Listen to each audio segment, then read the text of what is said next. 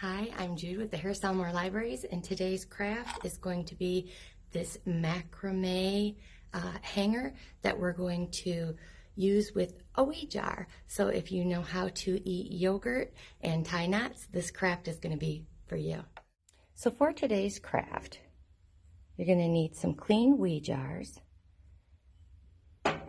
Some come decorative.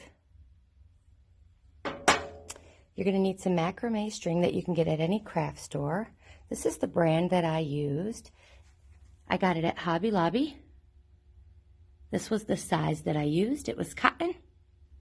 And just some scissors and a yardstick.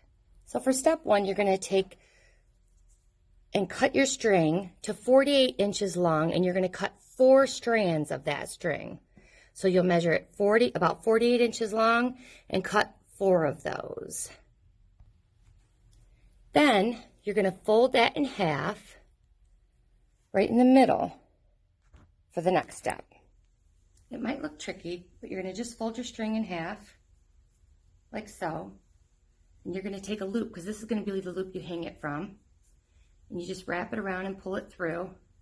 You're just going to make a small slip knot. And this is going to be about how long you want it. Then what you're going to do is, I stuck a pencil through mine so that I can do my next step. And for my next step, I put it through a basket. You could hang it from a hanger, anything you want, so that you can do the next step. Okay, so then you're going to take 2 strands and just go down a little bit and make a knot.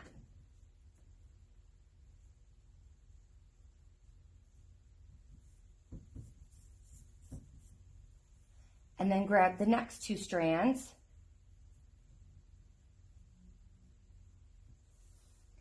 go down about the same length, make a knot. You can pick your length. If you don't think you went down, try to keep them the same. Go down, do it all the way around until you have 4 knots. This is a very quick craft. Again, they don't have to be perfect, but you want to try to keep them the same length.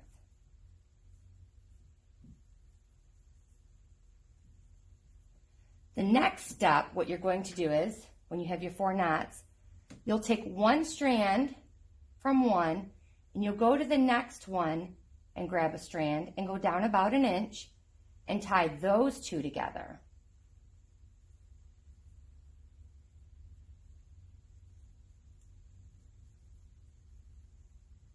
And then you'll move on to you'll take the one of the strands from this one and go to the one next to it and do the same thing.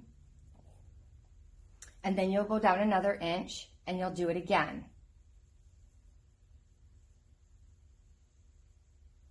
Again, just taking 1 from one knot and 1 from the side next to it.